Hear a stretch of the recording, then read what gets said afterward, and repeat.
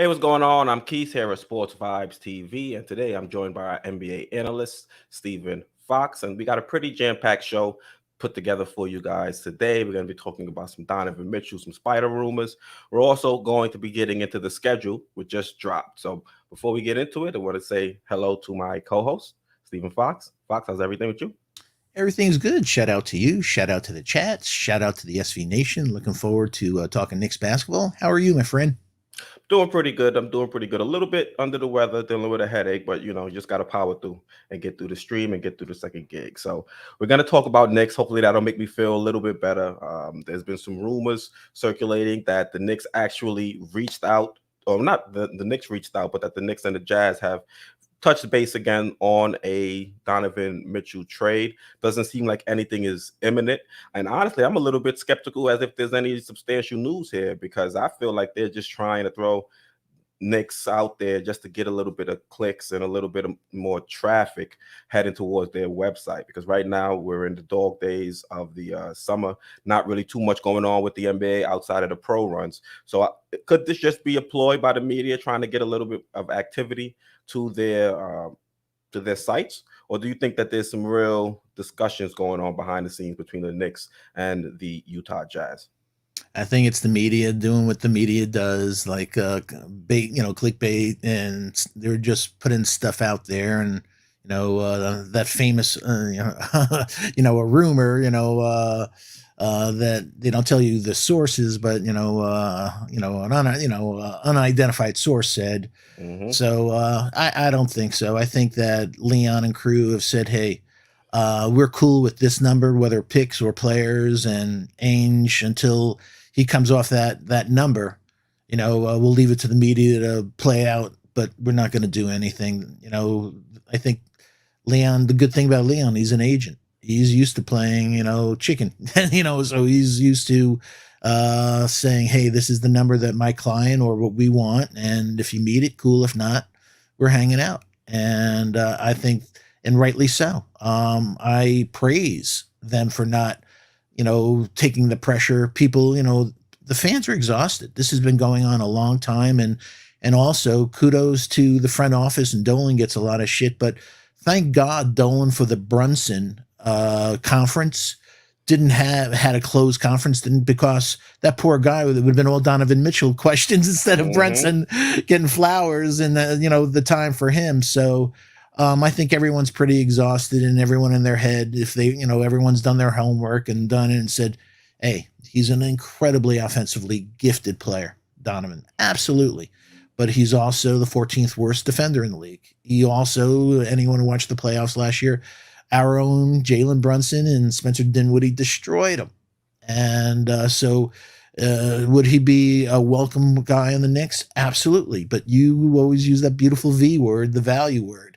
If we can get him with the right amount of picks, a low number of picks, and especially let's give him the protected picks or the and the ones we got from Charlotte and stuff like that in a player or so. But let's, if not, it's not a bargain. Let's not do it.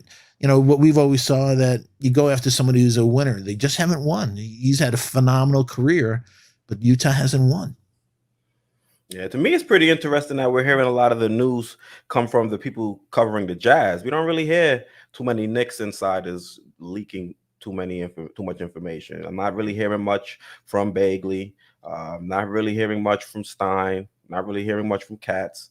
It's only the T. Jones guy from over in Utah. I've also heard Andy Larson make some comments. So this may just be a ploy by the Utah Jazz trying to get the price up. Because if you look at some of the competing offers that other teams could give, they really can't compete with the Knicks. And it's kind of interesting, some of the back and forth that we're hearing. One day you hear the Knicks don't want to give up Quentin Grimes. The next day you hear the Knicks don't want to give up Obi Toppin. So it makes me wonder what a deal would end up looking like for Donovan Mitchell. We can debate all day about the picks, whether you would give up 4, 5, 6, etc. But I think the most important part or the most important aspect of a deal for Donovan Mitchell is which players are going to be involved. And I saw reports flirting around that Cam might be out of the rotation when the season starts. And we'll get into the rotation when we get into the schedule. But if Cam is going to be involved in the deal, I'd be extremely disappointed. But you can see why the Jazz would want a talented player like Reddish to be included in the deal, especially if you're hearing that the Knicks don't want to give up an Obi or a Quentin Grimes. That would pretty much guarantee that Cam Reddish is in the deal. And even if you include Grimes or Obi in the deal, I think there's still a pretty high percentage or possibility that Cam could get moved. Yeah, and Donovan hanging out at Rucker Park doesn't help the rumors either. He's been hanging around New York so much that it just keeps it. He's fresh here, so whenever somebody sees him, a new story comes out, and so hey, like I said, he's a really fine player, and if we can get him for a low price, fine. But we've talked about in a couple of previous shows and streams that with RJ's contract coming up, until we get rid of Randall, and with Brunson's contract and Mitch's contract and stuff like that, they may say, hey, unless Cam does a complete turnaround and blows us away, we're not going to be able to sign it.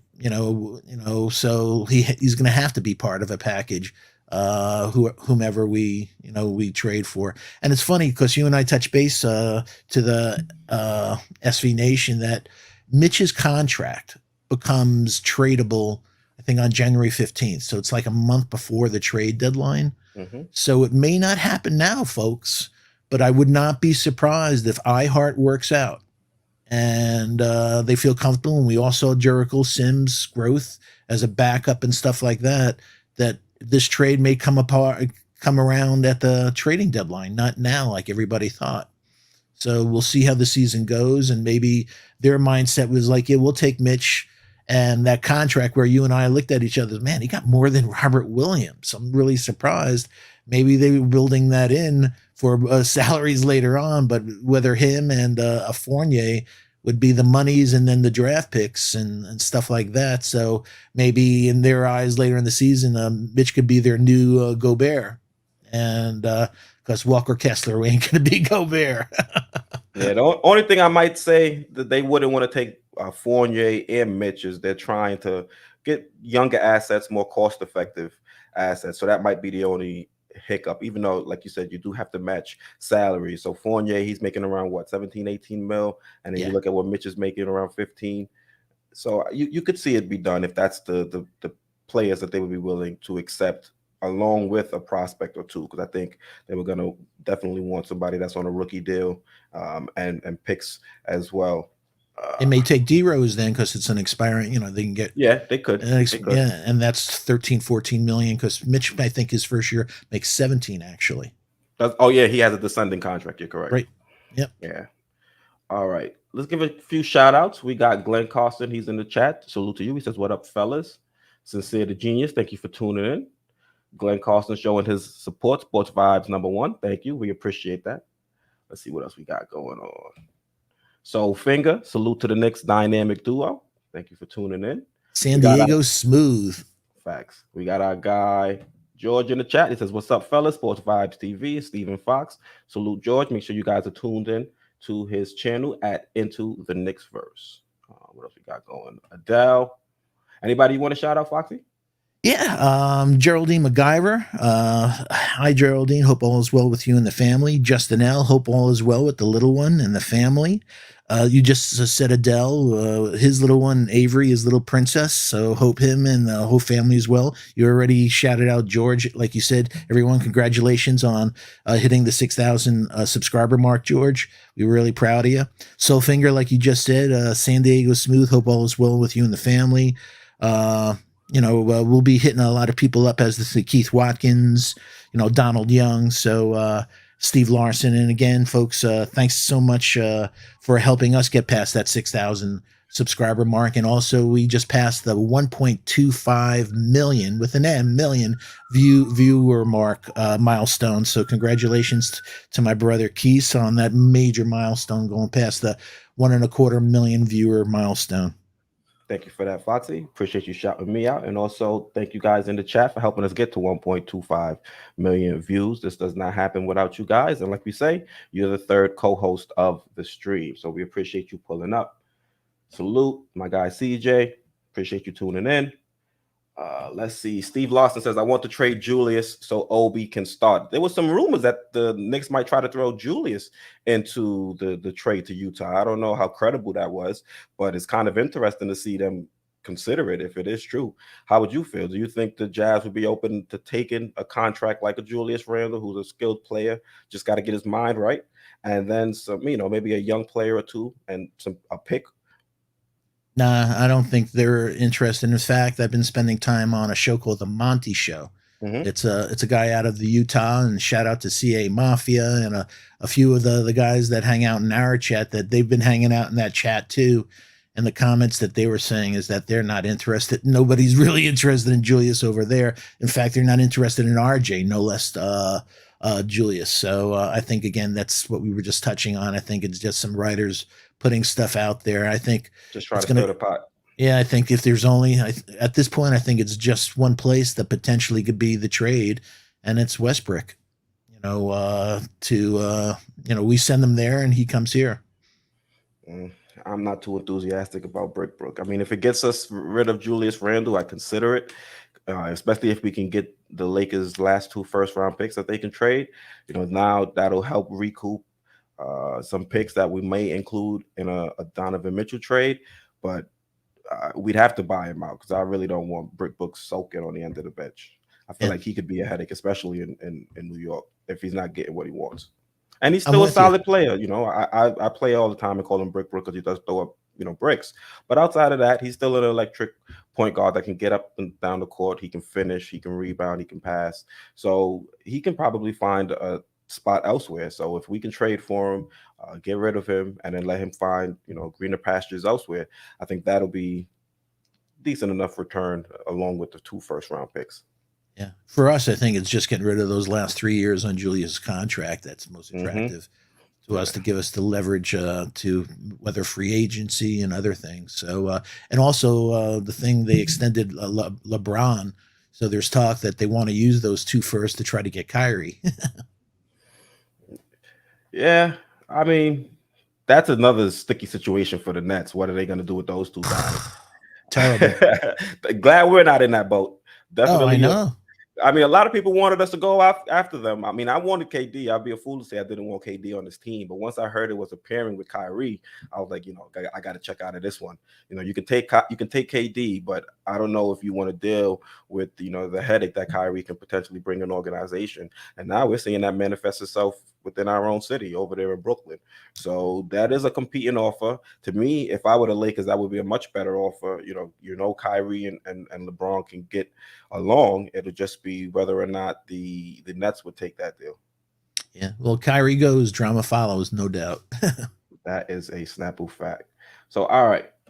Let's jump into the schedule. Schedule was released, and what we did in this stream and what we're doing in this stream is we're going to break it down into segments. So the first segment that we're going to look at is going to be, whoopsie, we're not going to look at that. Hey, yo, the SB Nation's taking over already.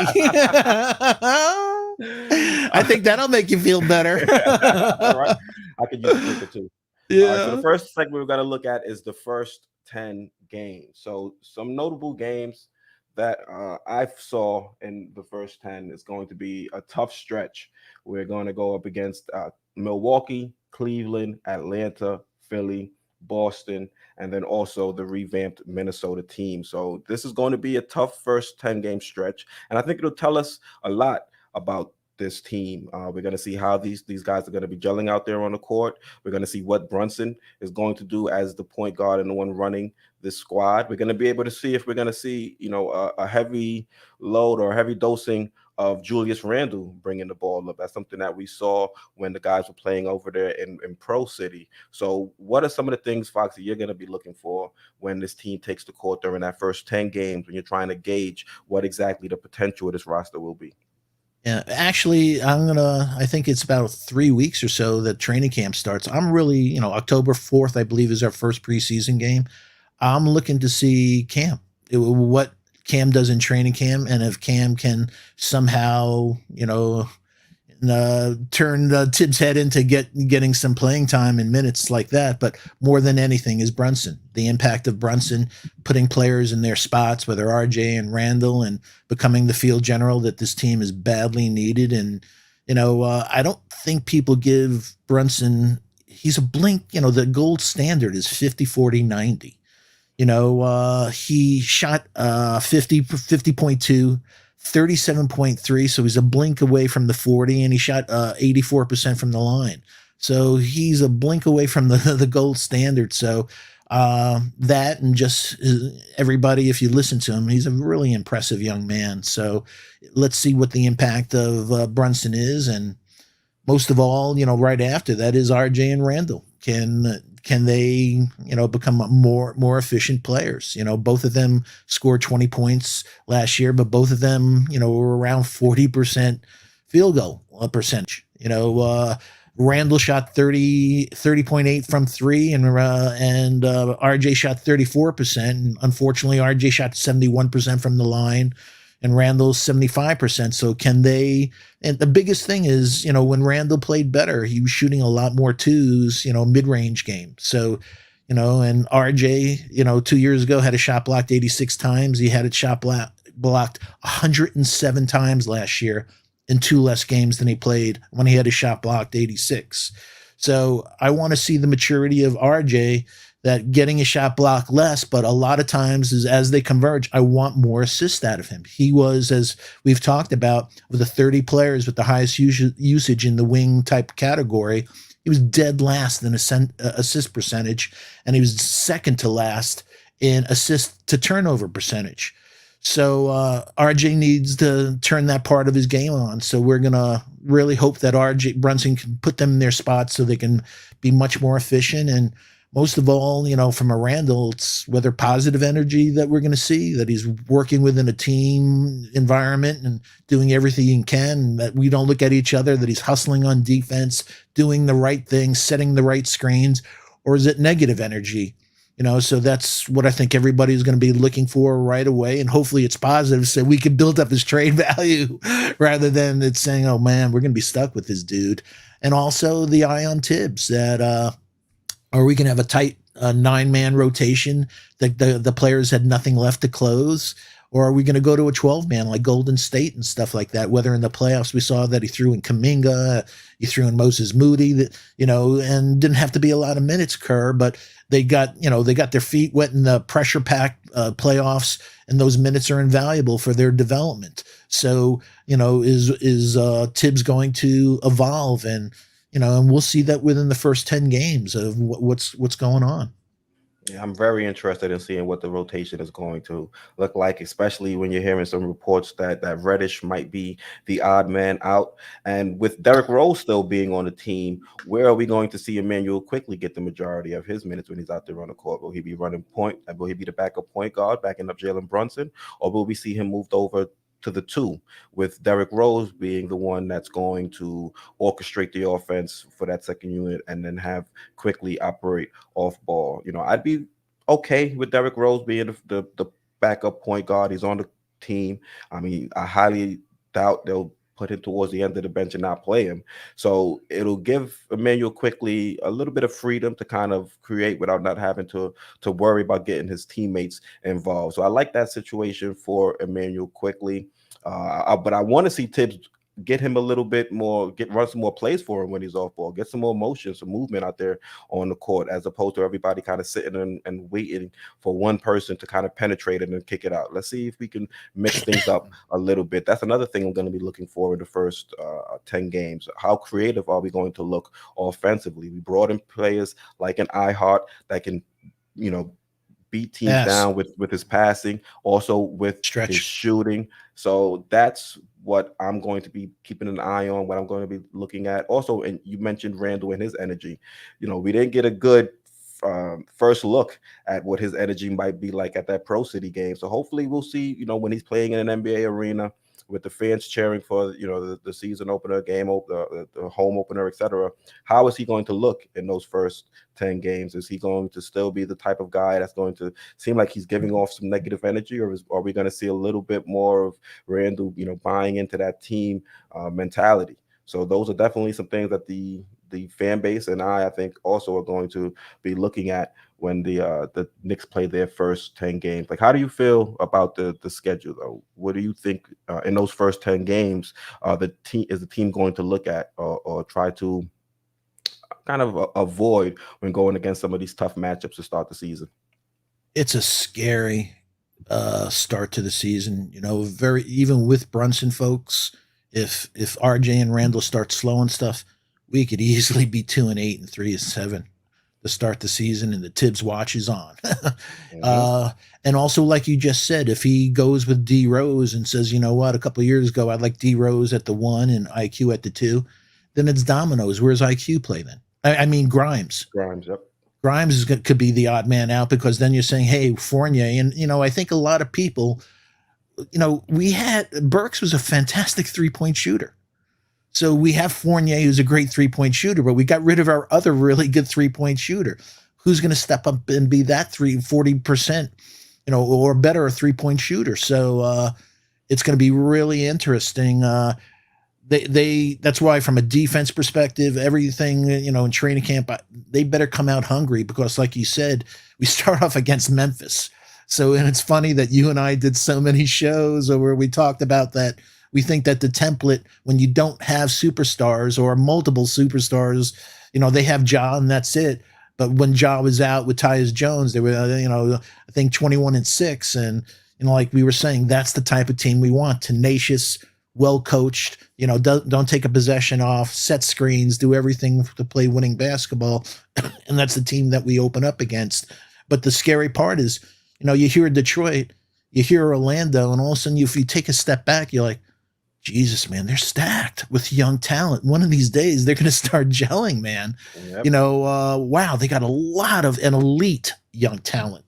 We have young talent. They have elite young talent, a lot of these teams. And then we go with Charlotte. It was funny last year, a couple of years ago. Let's get boot camp.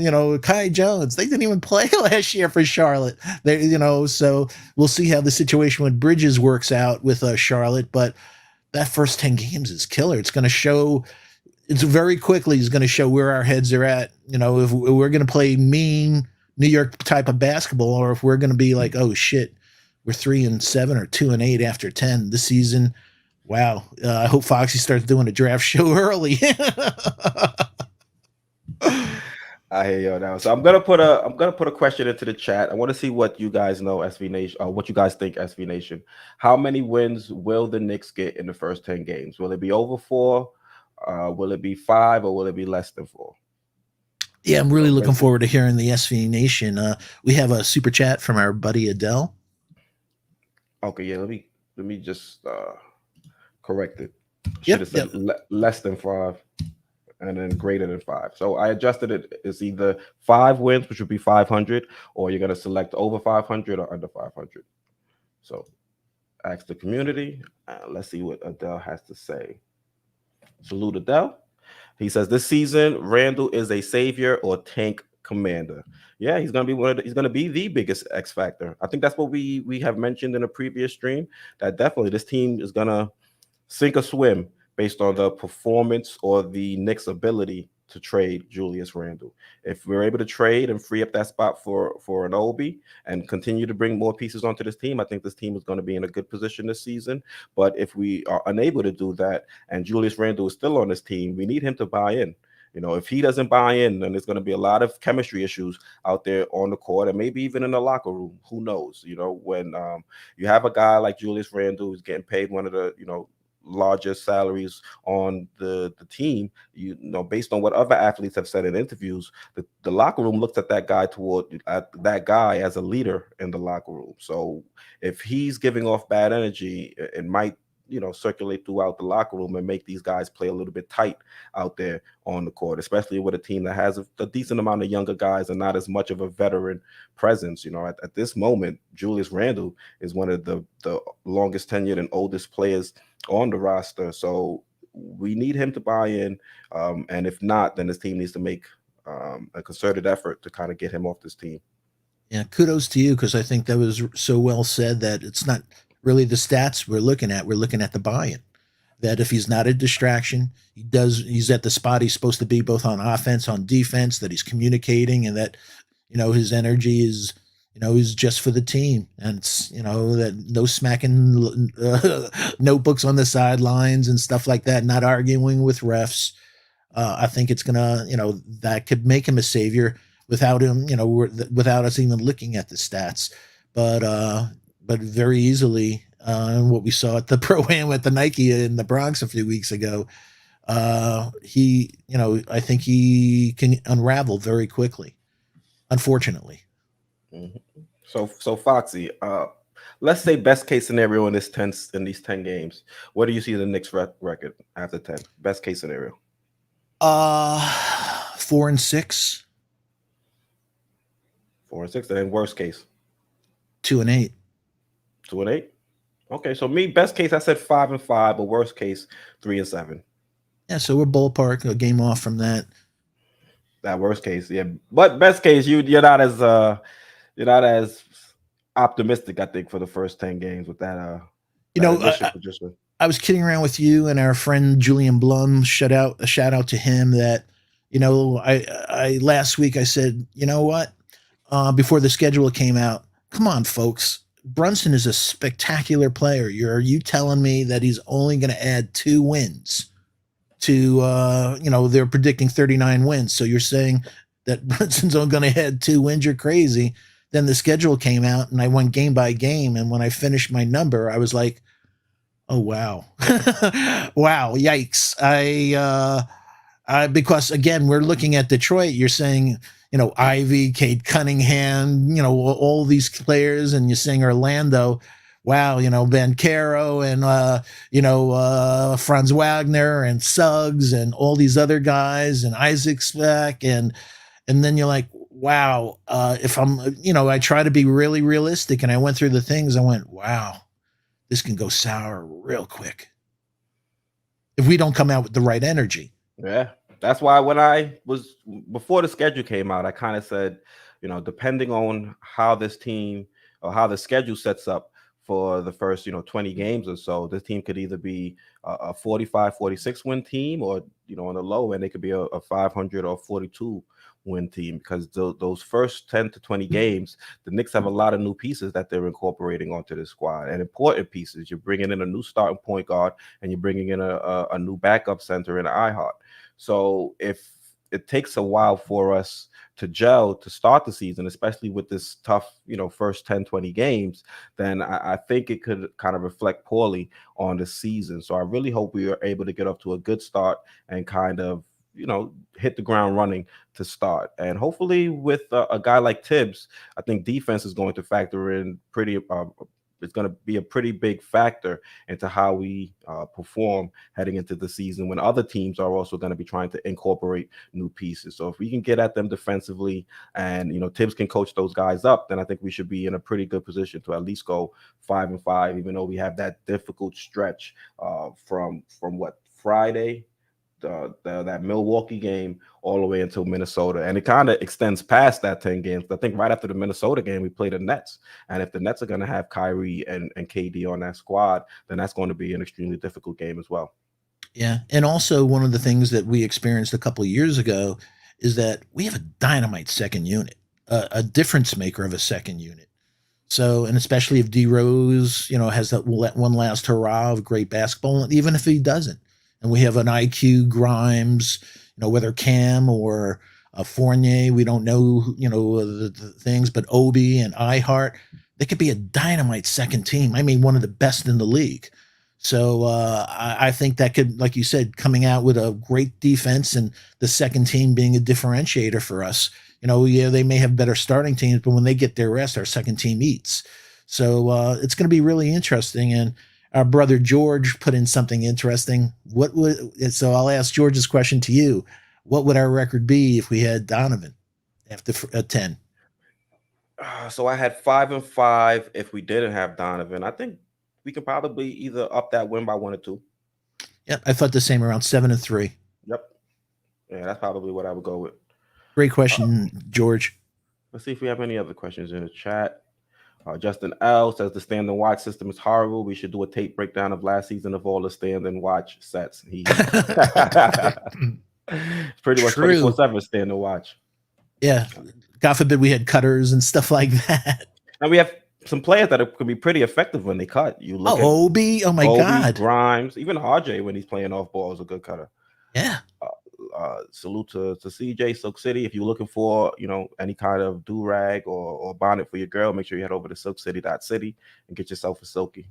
It says Grimes will step in and be the 3-point shooter, but hopefully he's still on the squad and we don't move him because he's kind of in talks for that Donovan Mitchell trade. But him off the bench as a nice 3-and-D option, I think is really important on this squad. That's why you mentioned if Derrick Rose factors in as that backup point guard, it kind of moves IQ over, and then it puts us between a rock and a hard space with both Quentin Grimes and Cam Reddish, because now you really don't have space to play either one of those guys. So it's going to be pretty interesting to see what Tibbs decides to do with this rotation, because we're coming into this season extremely deep. We might not have that cream of the crop, that high end talent, but we have a lot of solid players that can fill a role and be, solid pieces, solid, fifth, sixth, seventh options on a team that's competing for either a playoff spot or a spot in the championship. So we just need to continue to cultivate those young guys, and we have to get them out there on the court. So if you have vets like a D Rose and an Evan Fournier, where we know Tibbs is going to give them minutes, we might fall into a situation where we're saying, once again, like last season, let these guys get some burn. I'd rather them give Cam Reddish minutes over an Evan Fournier. Honestly, even though Evan Fournier is a sniper, I would prefer if we were able to move off from him, get some assets for him, and then give Cam a opportunity to win that starting small forward spot. But especially the differential, what Cam is so much a better defensive player than Fournier. So not as good of a shooter, nowhere near as good as a shooter, at least in this spot in his career, but he can still knock down the three. He's got and get to the hole and get to the basket, and good foul shooter, pretty good passer, and I believe he can still knock down a three, even though I don't know what his career percentage is exactly. I think it's low 30s. Yeah, he shot unfortunately 22% from three last year. Yeah, last season it was terrible. Before his career, yeah, it's still not great, but I think he can get to a spot where he's shooting 34 or 33, 34% from the three. And if he's an elite, I guess if he can grow into becoming an elite defender where he has the tools to be that, he just has to kind of raise that motor a little bit. A lot of people say he doesn't have the motor to really get out there and be a pest like we see Grimes and Deuce are out there on the perimeter. But if he's able to get to that point where he's able to be a pest in the guys like Paul George, LeBron James, even Kevin Durant out there on that perimeter, I think he'd be a great piece for us at the three. But these guys don't give him any opportunity to show us. No, and with that 7-foot plus wingspan, like you said, in the passing lanes, that's disruptive as stuff, man. So and his instincts. It's not only just the physical tools, it's the instincts and his ability to kind of understand where the team is trying to get the ball and to cut off those passing lanes or cut off defenders when they're trying to get to the basket. He's very good at those things. So if he's able to be a little bit, I guess, more engaged defensively, I think we have a problem on our squad. Yeah, that's why I said, folks, we don't have to wait to game one.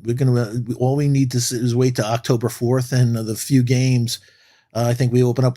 We play Indiana twice, and we open up with Detroit or something. But we'll find out real quick of what he's thinking about the rotation is going to be, and that's going to, I think, put us whether what the record is going to be. If he's playing Cam is the smart move for us to play. We made the investment. Let's see what we have. And after 20 some odd games, he didn't live up to it. Hey, you gave the kid some chance to play. You gave him some chance to build some chemistry with others and stuff like that, but not giving the chances at all. That was bad. Then what the hell did you do to the trade in the first place for? Exactly. Why'd you give up the first? Now, I'm not even too concerned about giving up Kevin Knox, but why'd you give up the first? Exactly. Who knows? That first could have been that was for last year's draft, the first we gave up, right? Yep. Yeah. And just folks, real quick, based on Vegas and the projections for wins, they're saying that we'll pick 13th and 23rd in this year's draft. So we have 2 picks this year, the Dallas being the second pick. So 13-23 at this point, based on Vegas projections and predictions of what the everyone's record will be. And how high do you think we can move up with those 2 picks? Think we can get top 10? Well, I don't know. We went through this last year. It's if you know players, if you have, and this year you got some serious players. So I don't know if people would say, hey, we couldn't get Ivy last year, and I don't know if we went after Matherin the way that I and a lot of others wanted, but we have all these other draft picks for us to move up. And you know, this year versus last year, a lot of the elite players were power forwards, and we had Randall and Obi, but they have small forwards. They have the 3 with the 7-foot wingspans or so in that vicinity. They have elite wings in this draft that can make a difference. They could fill that hole that a lot of us have been talking about. I know like Soulfinger and others that we've been talking about a 6'8" with a 7-foot wingspan 3 on this team would be such. That's why Trey Murphy a couple of years ago, one of the things I've been saying to myself is I'd send 2 of the picks, you know, that are from Charlotte, you know, to New Orleans for Trey Murphy. You know, let's think out of the box and get that 3 for our future. You know, they're loaded. We have our 3 for our futures. Cam Reddish, they won't give him a goddamn opportunity. I don't understand these people. I know, but one of the things that in the back of the mind when you're saying Cam a few minutes ago, I'm like, please stay healthy, please stay healthy, please stay healthy, because we're this franchise, we're always teased, and the worst thing that could happen is isn't George cool? That was hilarious. I love that guy, but for him, meaning Cam, to play fantastic, and all of a sudden he gets injured and saying woulda, coulda, shoulda. You know, what could have been if he stayed healthy? A.T. Leon is saying where's Spider at? I'm guessing. Well, in this we're assuming he's at Rucker Spider, in the city. Yeah, we're assuming he's staying in Utah. But also, I think we should keep an eye on Miami too, because he spent a lot of time in Miami. Yeah, people say he's been in New York a lot, but he also has been in Miami a lot. And he doesn't have the same ties to Miami that he does to New York City, where you can kind of understand why he'd be spending the majority of his summer in New York. Yeah, but I scratch my head on some of the stuff I read. Like, no, they don't want RJ Barrett, but they want Duncan Robinson. Why the hell would you want Duncan Robinson? You know, the guy can shoot. That's a crazy contract too. That's a crazy contract, and we saw it last year in the playoffs. Without all that money, he was on the bench most of the time. Knicks 100 said he wanted Herb Jones. Yo, that was number 35. We picked Rokas at 34 and Deuce at 36. He was 100% right. Herb Jones was the pick. Yeah, let's close the chat just to see, not the chat, but let's close the poll and see what's going on, how the votes went. So 40% believe that we'll be 500 by the time we end that. Oh, I put a exclamation point instead of a 1. I just noticed that. I got to get some glasses. So 40% believe we'll be 500. 34% believe will be over 500, and then 25%. No, I'm sorry. 34% believe will be under 500, and then 25% believe will be over. Yo, right. SV Nation is positive. I like that. I like that. Positive vibes only. All right, so let's move forward to the next stretch of games. We are at the 20-game mark. Now let's see what we have going on. So for me, in the 20-game mark, I thought the best case scenario would be 5-5. And in order for us to do that, we have a tough West Coast trip that the Knicks are going to have to go 2-3 if they're going to reach that 5-5 status. You look at some of the teams we're going to play. You know, Utah is the only national game for them, which kind of makes you think, oh, does the NBA know something that we don't? Maybe that's going to be Donovan Mitchell's return to Utah for his revenge game, and maybe I won't say revenge game because I won't say that they're leaving on bad terms, but his game to kind of give them some payback to his old team, and maybe that's why that's their only nationally televised game. But you know that you got that game, then you've got a game against Denver, Golden State, Phoenix, and then you finally see a little bit of a soft spot again against the Oklahoma City Thunder. So, Foxy, what are you going to be looking for in this 20-game segment? I mean, in this 10-game segment between the first 10 and game 20? By 20 games, we should be able to see the chemistry forming. You know, that they've been playing enough. They should know from practice and everything where they're going to be. Brunson everything else. So, like you said beautifully before, team defense. Are people buying in? We saw what Tibbs did in Chicago a number of years ago, and even last year. We picked it up at the end on defense. So, it was the defense foul shooting killed this team last year. So literally killed this team. So can we pick up that foul shooting and be a better foul shooting team? Team shooting, as we talked about, we were last in the league in 2-point percentage last year.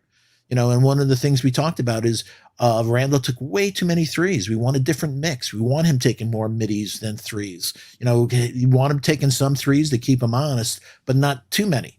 And also from threes, we lost Burks. Are we going to be able to? It's going to be, we have one real 3-point shooter, and the rest are pretty much league average. So are we going to do that? Team passing, which is key. We talked about RJ. RJ averaged, 3 assists last year. We want that assist number way up from there. We want to see, like you said, passing. We want to see cutting. We want to see good screens. iHeart. iHeart statistically is unbelievable, folks. If you look at his stats, and we know against second teams, some of them may be a little, you have to factor that in. But iHeart has crazy stats. So, and like Keith touched on a few minutes ago, his passing, his ability to stretch five, he shot I'll say 38% is his career 3-point shooting. He shot 46 last year, but it was enough of volume. Low volume, yeah. Yeah. So, but the impact on the second team and Mitch, we signed them to this contract. We saw him taking his foul shots the other day. Bing, boom, his lightning foul shots. But can we see growth in Mitch, or is it going to be the same Mitch but with a big contract? So, is Cam getting minutes, and is Cam getting the groove? Is he, like we said, the chemistry after 20 games, he's between practice and everything, is Cam playing at the best that he can be? And also his motivation, it's a big contract year for him. And then the Tibbs watch again, that, it's 20 games in, the first 10 games we just said, this easily, like you said, we're thinking positive 5-5. And, and then if you take this stretch of games, we're hoping for 5-5 again, because again, you got a lot of really quality teams, even though we have played Golden State well historically. But, his rotations, all the things, that we've talked about with Tibbs, being a cooler, not the right rotations, timeouts, plays after timeouts, inbound plays, favoritism towards Randall, taking the yank on young kids, all those things. So after 20 games, we should see how they're as a team coming together on both sides of the ball, and are we playing smart basketball? And I think if Brunson is allowed to do what he needs to do, I think he's going to be a big difference maker. Yeah, at the 20-game mark, I do think the media is definitely gonna get into their Tibbs watch section of the season, because if this team is struggling and what would be a tough start to the year, I think there's going to be a lot of questions. I mean, at the end of last season, there were already questions about his job security and is he the right guy? And you look at this roster, the way we're set up, you'd have to question, is Tibbs the best coach to kind of get the most out of some of these young guys on the roster? So if we start off struggling, there won't be as many excuses when it comes to playing other veterans. It'll come down to, I think it'll be, whether or not this is a system that'll get these young players to flourish and be the best versions of themselves. So you have to see how the team is gelling. You mentioned iHeart. I think he's going to be very important. Who Tibbs decides to play more minutes is going to be pretty interesting as well, because iHeart has a lot more versatility offensively than Mitch and gives you a lot of the same things defensively. So we could even see if maybe things start to go south. If I won't say if he'll bench Mitch, especially after giving Mitch that contract, but the way he divvies up that minutes, it might be pretty interesting for us to kind of track throughout the start of the season, if we do see iHeart get played a little bit more than Mitch, and how a player like Mitch might respond, especially after getting the bag this offseason. So that'll be interesting. But Is there any matchup to you that kind of sticks out that says, all right, this is a game that the Knicks are gonna have to get up for? You know, we see we're playing the defending champs. We're playing Phoenix. It's gonna be a difficult for the Knicks to fly from the East Coast over to the West Coast and play some of the most difficult teams in that conference. So, is that the same stretch that kind of sticks out to you that makes you say, all right, this is something the Knicks are gonna have to be able to power through? No, actually, it's the opposite. It's us winning the games that on paper that we better beat Detroit, we better beat Oklahoma City a couple of times, we better beat Portland. That last year when we lost to Orlando and a few other teams, we're like, man, we're losing the teams we should beat. So to me, that's the barometer. That if we lose to a Phoenix or some other teams, I won't like it. But they have, when you have Booker and those type of guys, that I could deal with it.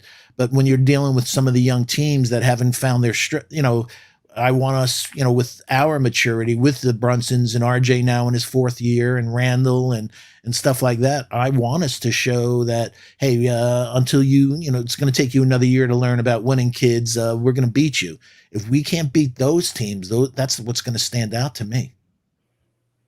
Yeah, that's the same thing I was thinking when I said that we have to go 2 and 3 on that trip. I want to see us get a win over Oklahoma City, not Oklahoma City, against Utah, yeah, and then Oklahoma City at the end of the trip. If we can win those 2 games, I think that would be a successful road trip. You know, you're not expecting us to be favored against Denver, Phoenix, and the Warriors. So if we can at least go 2 or 3, that's going to be a successful trip out west, and I think that's something that we can build off of. So also, before you get into it, Foxy, I want to drop another question in the chat. Just wanted to know, how many wins will the Knicks have by game 20? Will we be under 500? Will we be 500, or will we be over 500? All right, shoot, Foxy. Yeah. Just real quick, I saw my friend Julian Blum again. I saw him. We were talking about a few things. So hi, Julian. Hope all is well with the family. Yeah, it's going to be really interesting at 20 games. Remember last year, Tibbs said, "Hey, I can't wait that many games. If I wait that many games, then you're saying wait for 30 games." And so, who is he going to allow the guys play? And so, like you said before, with Randall, he's so key that he buys in. If not, he's got to have a quick hook. You can't allow that cancer or bad negative attitude. Get the quick hook and put the guys in. And you know what? Play Cam at the 4, or do it with Obi. But one of the things we're going to be saying is, the minutes and things like that's been on everyone's mind. Is he going to give the kids significant minutes to show? Obi last year, and you can't give him another 13 minutes. I think you're muted. Whoopsie. Oopsie. Yeah, I definitely agree with you there, Foxy. Just wanted to look at some of the comments. Paul Butler says, "Do the Knicks have a weight program? Look at Obi and IQ plus Cam." I think Quick has definitely added some muscle mass throughout his time in the league. Cam is definitely slender. He can add a little bit to his frame.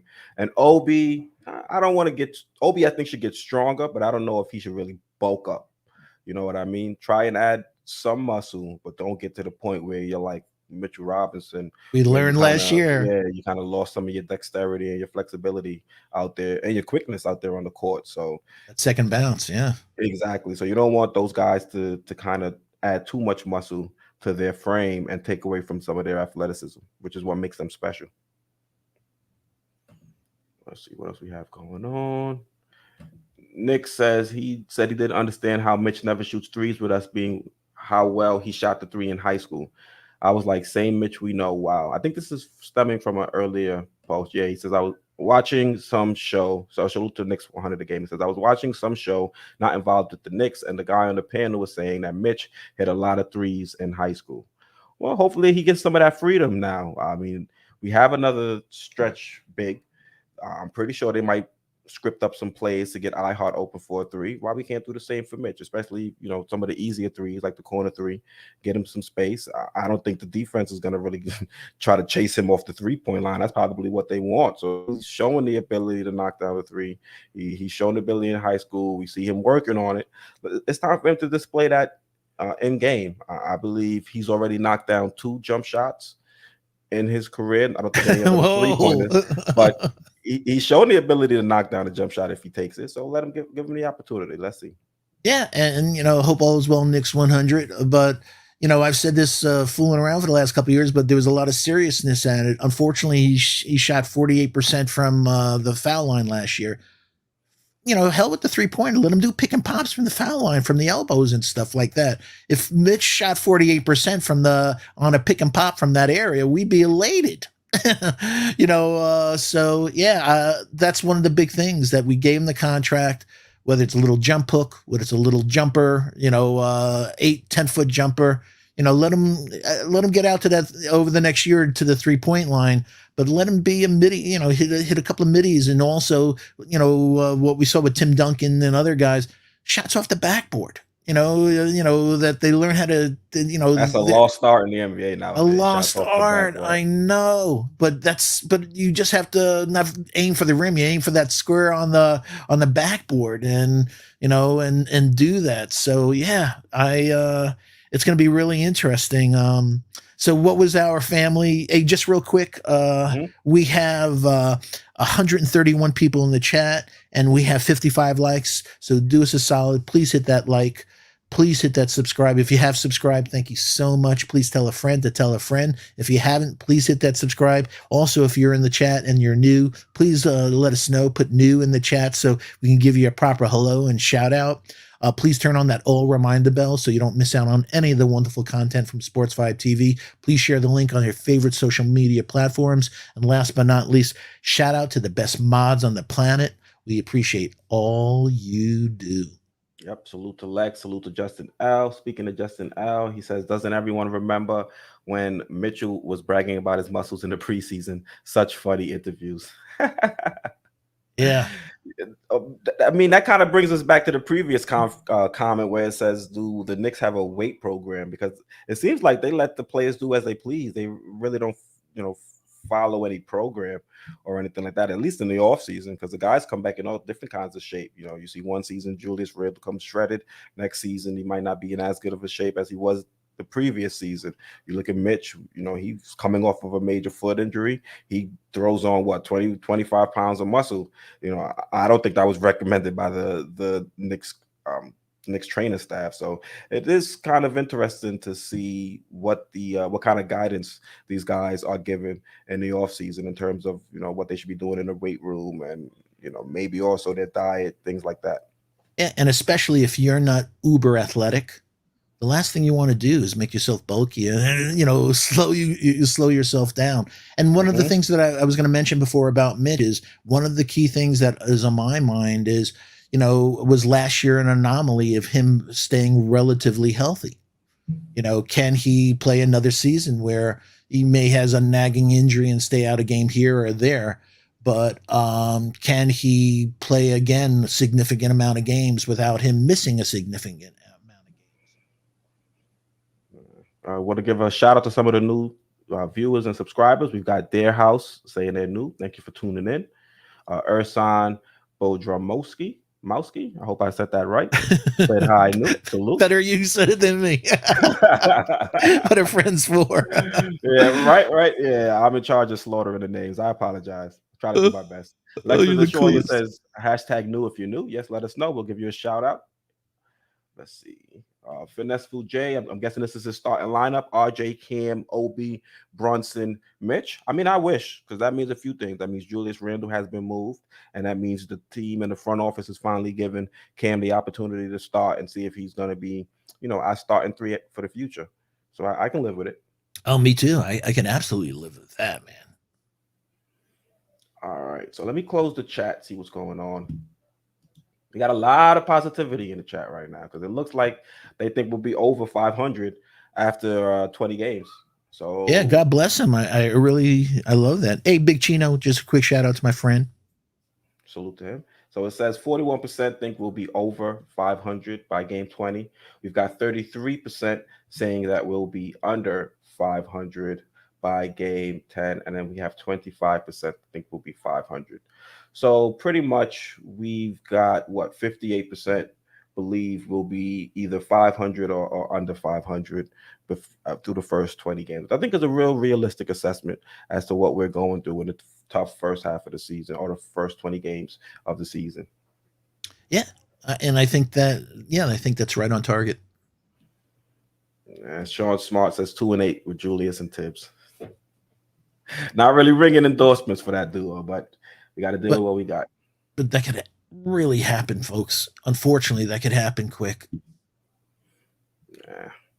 All right, so let's jump to the next stretch of games.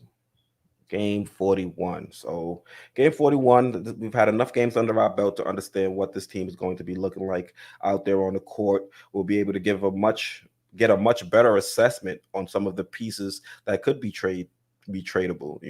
By 41 games, we should be able to say, all right, this is someone that we can move off from and try to bring in additional players to try and build this team up towards getting into the playoffs. I think this team is still, we didn't go full rebuild. This team is looking to get into the playoffs, preferably, and worst case scenario, the play-in. So I'm expecting this team to be buyers at the trade deadline. So 41 games into it, you can start to analyze what players you have on your roster, see who's expendable, and also you can survey the rest of the league, see who's having a good season, see who could be a target to bring in and help get us over the hump. I think some key games, we have a home and home with Chicago, and then we've got some weaker teams that we could try to beat up on over in Texas. I think we have the Texas road trip where we'll be going against Dallas, San Antonio, and Houston. So I think if we can go at least 2-1 on that trip, that'll be a nice objective to try and target. So Foxy, what are you expecting in the games between 21 and 41? So we talked about chemistry at the 20 point. At 41, we should really see the identity of this team. A couple of years ago, if you asked what's the identity, we're a defensive minded team. So are we going to be are we going to be a top 5 defense by the halfway point of the season? Now with significant minutes for the young core, whether it's IQ and Grimes and Obi and stuff, we have a better as fans and as for assessing their floor and ceilings. Is this a player that we want to be part of our future, or or is it, in a perfect world, but I'm watching him more and more, and I just don't know if that person's going to be that. Surprises and disappointments at the halfway point. Are there any players that are surprised you? And I'm thinking real positive about IQ. That IQ, between him, and again, you touched on it beautifully before. Where is he going to play? Is he going to play at the point guard? Is he going to play at the 2? That has a lot to do. When he played at the 2, he's able to square up from catch and shoot better. He's only, he hasn't shot that, he wasn't the sniper that he was meant out to be so far in his career. And disappointments, I'll say something controversial here, but somebody that may disappoint some people is Quentin Grimes. Ooh, we've got a hot take. Yeah, we have a hot take here that, hey, folks, he made first team in the summer league. But the way I watch shooting mechanics and everything, he rushed his shot. He shot 30% from 3 in the summer league. He shot 41% field goal percentage in the summer league this year. He shot 68% like he did from the foul line. So, we saw him against summer league guys go to the hole, which was nice. And we saw some nice passing from him. But I also could see Quentin being a disappointment. If I thought he was rushing his shot, he's really, we talked about that replicatable shooting form that looked beautiful. And then I watched him in summer league, like, what the hell is he doing here, man? And sure enough, he only shot 30%, but he was elite among second, summer league guys playing against, quality NBA players. I could see him having a sophomore slump. So, and also Mitch, he's a weird bird, man. You don't know with that bank whether or not the motivation is going to be there. That with that $60 million contract, are we going to see anything other than putbacks on offensive rebounds? We know he's an elite offensive rebounder, but we just spent $60 million, folks, on a guy that scores 8.5 points a game, shoots 48% from the foul line, doesn't even have 1 assist per game, and is not a double-digit rebounder. So we gave him the money with hopes that he was going to be a double guy, and hopefully with Brunson, RJ was the only guy that passed to him last year. So I could see some guys disappointing and some surprises. So and a lot of it, is Tibbs and front office performance, like we talked about. Tibbs, he has to be on the watch, man, really closely. That he's not going to perpetuate any of the stuff we saw from Randall. The lack of innovation on offense. Lack of just mid game adjustments. In the front office, that they made some nice moves, but are they going to really do something else? And as the trading line comes up, if Randall plays great, do we get rid of him? And I think we should. And if he plays bad, do we get rid of him? So basically, at the trading deadline, do we get rid of Randall? Cam, even if Cam plays well, folks, I think we're in a situation because of contractually that we may have to get rid of Cam because we have RJ's contract coming up. And again, at the trading deadline, is the Donovan Mitchell, if he's not traded to another team, is that going to become, come up big again? That are we going to trade for him at the trading deadline? Will we become desperate if we're not at a 500 or so record, that we need, a shot in the arm, and hopefully Donovan will come in and start, be a second half surge, or, so there's a lot of things that are going to happen at that halfway point, to see who this team is. Well, let's hope we're not struggling when we try to enter the Donovan Mitchell trade discussions, because that'll give a whole bunch of leverage to Danny Ainge. Because if we're struggling, that means our young guys, their values have dropped, and then now we're going to be negotiating from a point of weakness. So hopefully, things are on the up and up, and we're right around 500 or a little bit over 500 at this mark. But you definitely caught me off guard with the hot take with the Quentin Grimes. I know you're a big fan of his game, but me, I'm not too concerned about Quentin Grimes and a potential sophomore slump. I think when you see a lot of these sophomores, or these players in their second years tend to fall off, is when they're kind of asked to do too much in that second year. And I think if you look at some of the players on this roster, they're not going to ask too much, or at least I don't think they're going to ask that much from Quentin Grimes. He has a defined role against other players that have higher usage rates. We're not going to see him try to create as much off the dribble as we saw in summer league. For the most part, he's going to be asked to play high level defense on the perimeter and then knock down the three. So hopefully he'll be able to get into the gym, get his timing down, and when we start the season, I expect him to kind of build upon what he was able to do last year. I think he was a sniper last season and a solid defender, and he'll be able to replicate that, I think, this season. Yeah, but he can't shoot 68% from the foul line again. Like yes, that's one thing I do agree with you. That is an issue and is concerning, especially when you see he's as great of a 3-point shooter. For him to not be able to knock down the free throw is kind of confusing. Yeah, for sure. And I don't want that to be a controversial, but like I said, 30% in the summer league against second tier players, that didn't feel good to me. And also, like I said, shooting only 40% field goal percentage. Yeah, well, he was carrying the team in summer league, so you don't expect him to carry a team in the NBA. But I hear you. You would have liked to see him do a little bit better. But at the end of the day, you got to remember he was the 25th pick for a reason. A lot of us feel like he was a steal at pick 25, especially if you look at some of the guys that got picked over him. But there were some flaws, and he's going to work through them. Hopefully, he's not working through them in an NBA game, and he's doing it like you saw in summer league. All right, I'm going to drop a new poll. I'm going to ask the chat, how many wins will the Knicks have after 42 games? Same structure. Will they be over 500, at 500, or below? So let me know what you guys think. All right. So if you had to make a guess, so Grimes would be your biggest disappointment, you think, potentially. Potentially. Yeah, that's a big P. So who do you think would be your biggest surprise? Like I said, I'm looking positively at IQ, and I know this will sound. I'm looking positively at RJ. That year 4, that he brings that consistency, he gets better at his efficiency, and Brunson putting him in better spots. That maybe it'll take some of the pressure off, especially from closing and a few other things. So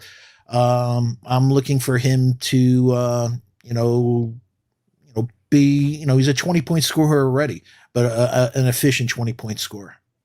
Yeah. So my biggest disappointment, I think, if I had to guess, would probably be Obi, because I don't see any room for him to kind of flourish, especially with Julius Randle still on this roster and Tibbs as his coach.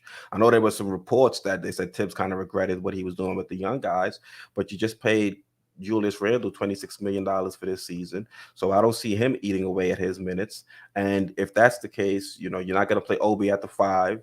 You're not going to play Julius Randle at the five, because right now I think we have three centers that are much better centers than the Julius Randle, and if you need somebody that has a little bit of outside shooting, we already have iHeart, who gives you the same rim protection that you kind of miss when you have Julius Randle and Obi on the court together. So I just don't see where we're going to find space for him to get out there on the court, where we're going to find minutes. So he might be my biggest disappointment at the halfway mark of this season. And I hope I'm wrong, but honestly, right now I just don't see any opportunity or any track for him to get 20 25 minutes per game. Yeah, actually, I was going to put Obi. I forget to mention it. I jotted it down for him as a surprise. I feel if you look at his career from college onward, he gets better every year. So even though he shot 30% from mid range and basically 30% from three, I see him getting better this year. So I think the ball is really in Tibbs' court. Like we said, he played Randle 35 minutes a game last year. I have no problem in playing 25 for Randle and 23 for Obi. Give Obi those minutes. And I think if you give Obi 20 plus minutes, I think we'll see him grow. We'll see his shooting get better. We'll see, with other guys cutting to the basket, and we know he's a monster in transition. So hopefully he brings it a little more on the defensive side with those hops, maybe some more block shots, and become a better rebounder.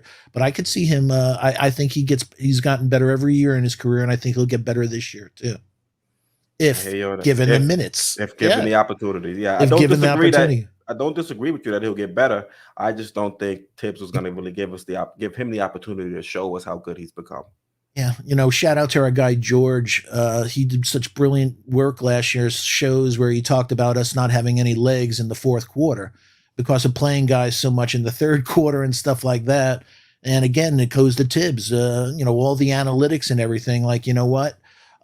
Who are we? I got to save my guys. I can't. It makes sense for us to play Obi more, so my guys are fresher in the fourth quarter.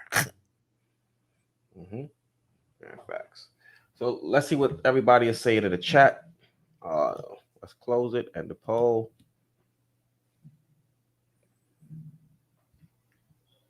It takes forever to end the poll. All right, so 36% think we will be over 500.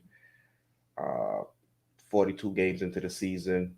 31% believe we'll be exactly at 500, and then another 31% think we will be over. Well, I'm sorry, I got it all mixed up. 36% think we'll be under, 31% think we'll be 500, and then 31% think we'll be over 500. So I think the majority of us think that we'll be in a dogfight for the majority of this season, based on what I'm seeing from this poll. You agree? Yeah, I agree. All right. So with that, let's pivot to the next landmark, and that'll be the 60 game mark.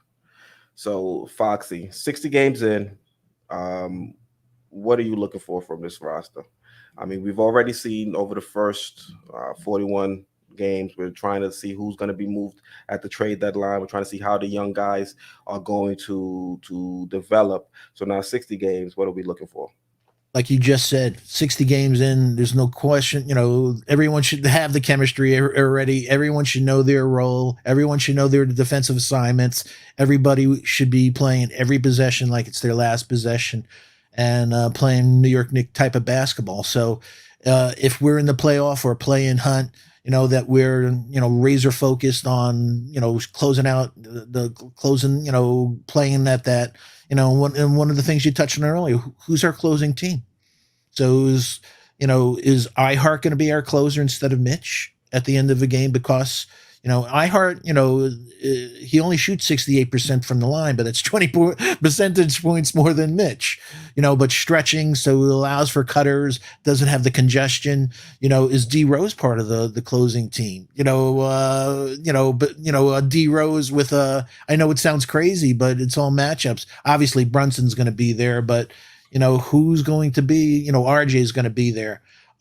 Is Randall going to be on the team by the 60 game mark? We don't know. A lot of us hope he's not.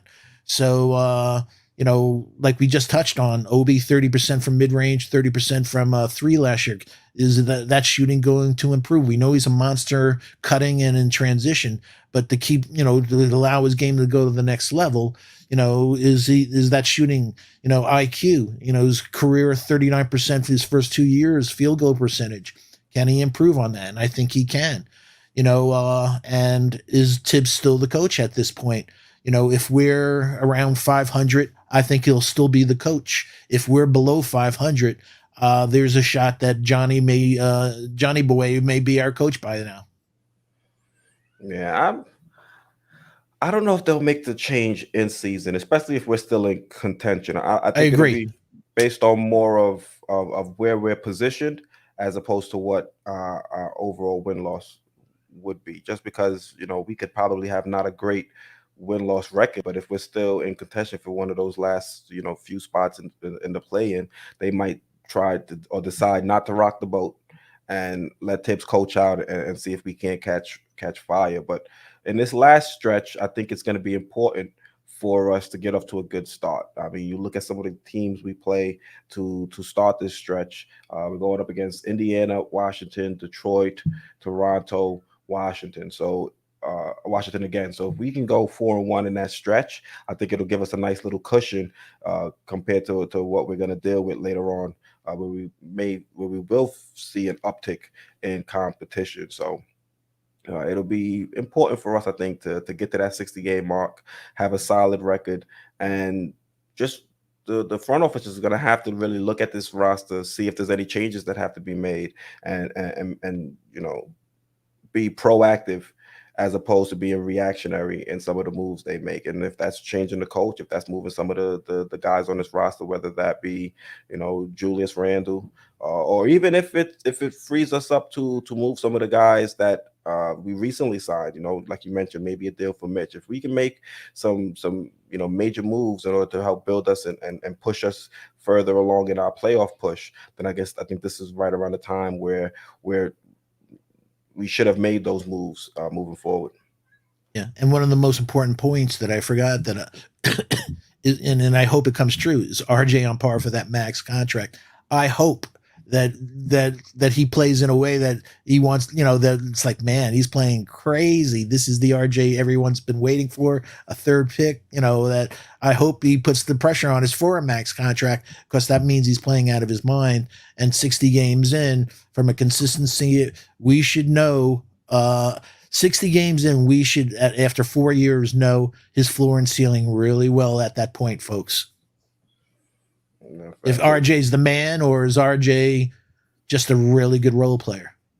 So right now, what would you pay him if you were to extend him? You would have to, you have to give me the total value, I guess, because that might be a little difficult to calculate. But if you would, the average annual. Yeah, I was going to say, actually, at this point, I give him Brunson money. I give him 25 million in that range for 4, 100 million, maybe 25, to 30 million. But at this point, unless he does some other things, I couldn't pay him more than that, because at this point, like I said, he's a really, really good role player, but highly inefficient. But if he does those other things, finishes, plays better on D, passes well, and shows that growth and that development, then I don't know about him. He's, like I said, he's going to have to earn that max contract. But at this time, I think from a value, what he's done, 25 to 30 million. I would agree with you, right in that ballpark. That's right around what we're paying Julius Randle as well. We're paying Julius Randle, what, 26? Correct. Yeah. Okay. All right. So let's move to the last segment, and that'll be 82 games. So at this point, we would have known if we're in the playoffs or we're not in the playoffs. And, what are we going to do at the end of the season? You know, Derrick Rose, he has an expiring contract. We can move off of him. I know, Foxy, you're a big fan of going after Wiggins. You've mentioned it numerous occasions. Um, to draft, CAA. yeah, the CAA connection. And if this team is not playoff bound, you expect them to move off of Tibbs. Um, you know me, I'm a big Kenny Atkinson guy. If he's still unemployed at that point, you know, they should definitely reach out to see if they should bring him in. But if we are a playoff team, I think you would have to be excited as a Knicks fan, and this is the time where you're going to start preparing to go up against your playoff opponent. So, what are you looking at in the last leg of the season? Just what we talked about that you know, from my projection, folks. So 82 games. The season's over. Um, I was really blessed. My dad's up in heaven now, but he taught me a lot of things. And one of my father's good friends, was a bookie, and I learned a lot of things at a young age. And Las Vegas is in the business to win money. Make money, not lose money. No bookie. So when Vegas and Caesars comes out with 39 wins, that's millions of dollars of analytics, artificial intelligence that we don't have, and running, and just other guys that are real professional. So when they say 39 games, that is something that you should use as a barometer. And I think when, pardon me, it was funny, and I'll say it again, that, when if initially came out and I said, Vegas came out with 39 wins. You're trying to tell me that Brunson's only going to add 2 wins? What are you, crazy? Then the schedule came out, and me and Julian Blum and all these other people went game by game. The truth of the matter is, I came, if on the downside, 35 wins, and if they played crazy, I came up with 40 wins, basically a 500 team, playing at our best. So, so if 40 wins or 41 games can get us into the play, and that's cool. But I don't really see us going above that mark. And I have to agree with Vegas. Like I said, they're in the business to make money, and you should really respect if they're saying that. They're saying that with a lot of information. So we'll see. And so a lot of things have to go right for us to hit that mark and exceed that mark. And if it doesn't, like I said, we could very easily have only 35 wins for this team. And if that happens, Dariq Whitehead. So a couple of things, folks, way early. Dariq Whitehead, he's going to Duke. Cam Whitmore is going to Villanova. Jordan Walsh is going to Arkansas. Just Whitehead and Whitmore, these are 3 wings of the future. What we've been talking about, that unbelievably athletic Cam Whitmore. I love this kid. So I said to you in an earlier stream, I'm not thinking of Cam Reddish. I'm thinking of Cam Whitmore, that this kid is unbelievably athletic, playing both sides of the ball and stuff like that. So 2 draft picks. If it doesn't work out, there's some players that can make a huge difference. And if not, like I said, if we can make some room and get Wiggins, we saw what Wiggins did with Tatum, put RJ back at the 2, so he doesn't have to cover the Tatums of the world. And, and having a team of Brunson, RJ, Wiggins, Obi, hopefully, and Mitch, or iHeart. You don't know by that time, but, we'll be a much better team. But I think it's and also what we said, D Rose is gone. I think there's a good shot Fournier is gone. That even though he'll have a year left on the contract, I think it'll be more attractive to other teams to take on that contract. And he's still a sniper. The Kyle Korvers, the JJ Redick, every team wants that sniper to come off the bench, and he's that guy in the right situation. And like you and I said, one of the first things we'll see is if he's in the starting lineup on day one, we're going to say, oh no, Tibbs hasn't learned a damn thing. I think you, me, and the SV Nation are saying, you know what? If he's on the second team, or like we said, in the rotation, but not a starter, we're cool. Tibbs, you learn the lesson. You learn the lesson. You can't have him against starting guys on defense, but he's very valuable in the right situations. So it's going to be really interesting. And also, we don't know. Who knows? By this time, we could have Donovan Mitchell on the team. So, and if Donovan Mitchell's on any team in the playoffs, they're a frightening team, because that's the type of dude, if he gets hot in a 4 out of 7 series, anything can happen. Muted. You're muted. Apologies. I said he could take the game over. He can take the game over. Yeah. And I mean, I hear you on Vegas, but they get it wrong too. Well, what was they their win do. prediction for us when we went to the playoffs a couple years ago?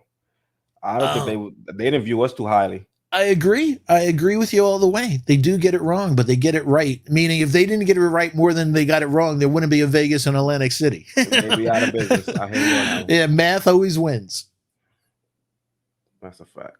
Let's see. or most of the time wins. Yeah, we got our guy John Talento in chat. Salute. Oh, Appreciate you tuning in. Arturo Gravino says, "Let's talk positive about the Knicks." Well, it's not. We don't talk positive or negative. We just keep it real. just keeping it real. If you view it as a positive or a negative, you're entitled to that opinion. But we just try to be honest and unbiased in our take. So sometimes it may be positive, sometimes it may be negative, but it's how we feel, and it's what we're seeing out there on the court. And if you have a different opinion, you just let us know in chat. We'll put it up on screen and we'll discuss it. Yeah, that and also the replay gang. As we said, we love your comments. We answer every one of them, even if I got carpal tunnel after 150 comments. But Arturo, if you can give us back, but did you go through the exercise that I and the rest of the SV Nation went through? Did you go game by game and added it up? So Arturo, and keeping it real, like he said, how many wins? Keeping it real, if you went through that 82 game schedule, do you think the Knicks are going to win? I'm interested in hearing what you think. Yeah, well, the chat, I put in the chat the poll. I asked, what would our winning percentage be at the end of the season? Will we be above 500, at 500, or below 500? And right now, above 500 is trending in the lead. Right now, that's at 59%. So we'll see how it goes. I'll leave it open for a few more minutes to allow everybody to get their votes in. Yeah. All right.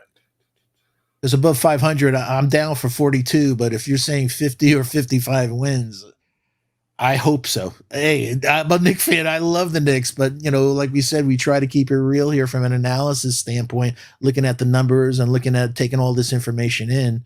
The teams are just so stacked, folks.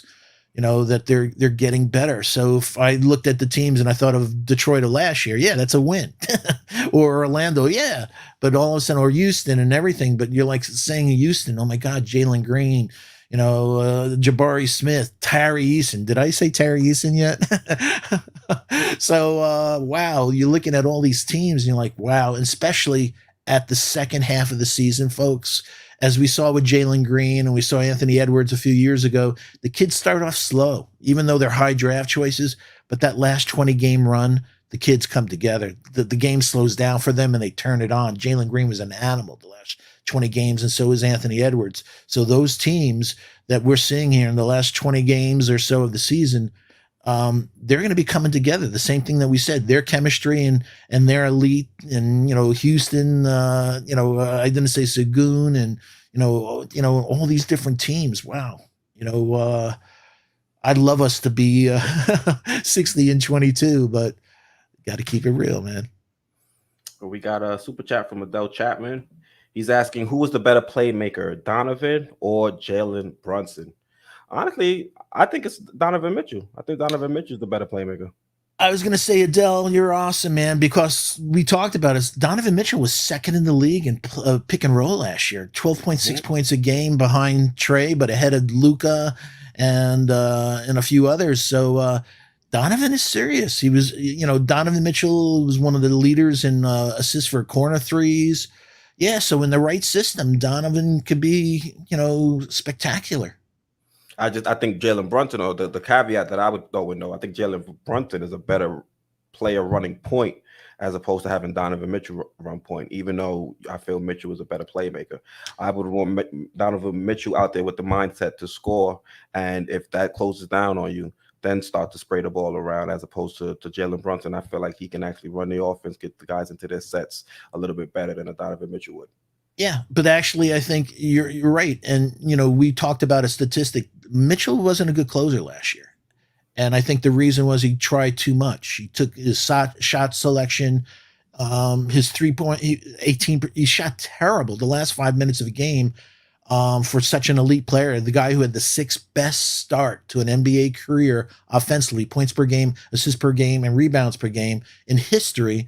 He had a terrible last 5 minutes of the game last year. But I think a player like Brunson would take some of that pressure off Donovan to putting it on his old shoulders. Brunson is a spectacular player, folks. He's going to be a closer. So if we had Donovan, if Donovan's there, we have two closers. And I also think that'll help alleviate some stress from the RJs, and if Randall's still here or will be anybody else. But phenomenal question. It's a trick question. But Donovan, when he's put in the situation with the right players, he's a very good playmaker. All right. Thank you for the question, Adele. We appreciate the support. All right. Let me end this poll and see what the results are. So 60% believe that the Knicks will be above 500 to end the season. And we have 27% thinks that will be 42 and 42. 41 and 41. And then below 50%, that is 12%. So what's that? 9. So 39% believe will be 500 or worse. And then 60% believe will be above 500. Cool. Okay. I think I agree. I think we'll be above 500. I think we'll be around 42, 43 wins, but it'll be close. I hope so. I hope so. Hey, I see Arturo Gravino. He said 45 to 46 wins with Donovan Mitchell. Without him, I'm puzzled. So yeah. I could hear you, but I think we're going to be a 500 team without him, and I think you're right in the ballpark of 46 to maybe even 50 wins with him. So, and I think if he does come here, he'll have something to prove. So I think he'll be on fire, man. Mm-hmm. I'm sure he's hearing us saying he's a bad defender too, so he'll be motivated. We're not saying, Raptor said he was the 14th worst defender. We're just spreading the news. We're just the messenger, right? We're just the messenger. Thank you, my friend. Again, I hear you on that one. All right, let's see if we got anything going on in the chat before we wrap up. Let's see. Just while you're looking, listen to you guys all day. Thank you. We appreciate the support. Thank you, Arturo. Hope all is well with you and your family. We have 139 in the chat. We have 79 likes. As we always say, we like that 100 metric. So do us a solid. Please get us over that 100 like. Again, please hit that subscribe. Please turn on that all reminder bell. And please share the link. And again, shout out to the best mods in the planet. Got a question for you. Yeah, shoot. Where's the place to be? Sports Vibes TV. You already know. Yo, I love when you say that. Yo. Kimi Low says Spider was at the Rucker Park yesterday with Fat Joe. He's back in the city. Yeah. I wonder if that plays into any of the negotiations. Is he in the city just to try to play it up, try to get people to talk about it because he really wants to come to the Knicks, or if that's just part of his normal offseason routine? Oh, his parents live here. His dad works for the Mets. I think his parents live up in Greenwich, or he went there, so yeah, so his family's here. So I think that's a real good reason, but it just gives all the writers, oh boy, let me write a story. Donovan's here, let's try a new conspiracy. Knicks 100 game wants me to sing to make the dog bark. I don't want the dog making fun of me all the time. Every once in a while. The truest things, man. Every time is Let's go Mets. That's what I'm talking about. Dealing with some injuries to the rotation, but we'll figure it out. Yo, and one of the things I was going to say, and it struck my mind, is the Yankees. With the Knicks, let us peak at the end of the season. So let us all come together. You saw what happened to the Yankees. They killed in the first half of the season. They can't get a damn win for their life. Now. So they peaked way too early. That team played over their head. So with our Knicks, you know what? Let the guys work together, build their chemistry, and by the time we set game 60 onward to that last 21 game stretch, let them come together, let them peak. And that happened a couple of years ago. I thought, although we may have peaked with that 10-game winning streak a touch too early before the Atlanta thing. But, and again, folks, one of the other points I wanted to bring up that's always on the back of my mind is Tibbs is 25 and 36, has a career playoff record of 25 and 36. And I think it's all attributed to those lack of mid-game adjustments. So even if we do have a wonderful year and make it into the playoffs, is Tibbs going to be able to, coach at the level of, of very good NBA coaches and make those adjustments in game and play the players. Because a lot of us just shook our head last year at different moves he made. That is like, what are you doing, man? Yeah, Now there's we a know lot of we moments. respect you. Yeah. There's a lot of moments where you look back as a Knicks fan and you're like, Tibbs got out coached at that moment.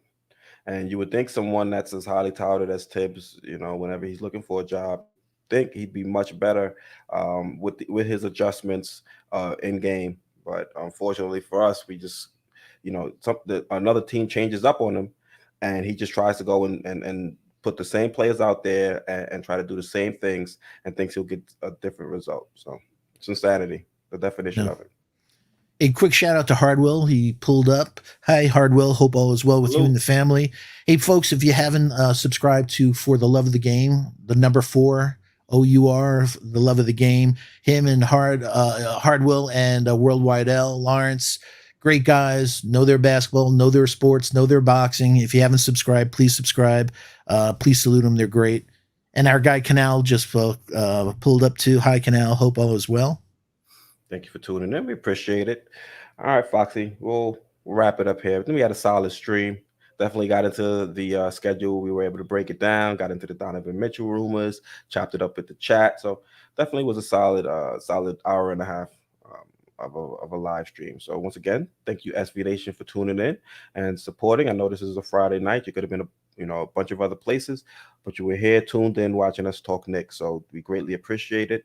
Like we mentioned, you guys are the third co-host of the show. You let us know your thoughts and your opinions, and we discuss it along with some of the material that we work on before we come on. So Foxy, any last words before we sign off? No, just I love you, SV Nation. Thank you for giving me the room to, I don't mean to be controversial, but like we said, you see all the work we do on our stats that it's always, we hope it's always enlightening, sometimes controversial, but always entertaining. And it's the one-stop shop for Knicks news, rumors, and analysis. So we're at 91. We're 9 away from that magic 100 mark. So if you haven't, last thing, folks, please hit that like. Please hit that subscribe. Thank you so much. We really appreciate it, and we're really excited. We're gonna bring you great shows this year. And as the news comes out, there's a place to come. Sports 5 TV is the place to be.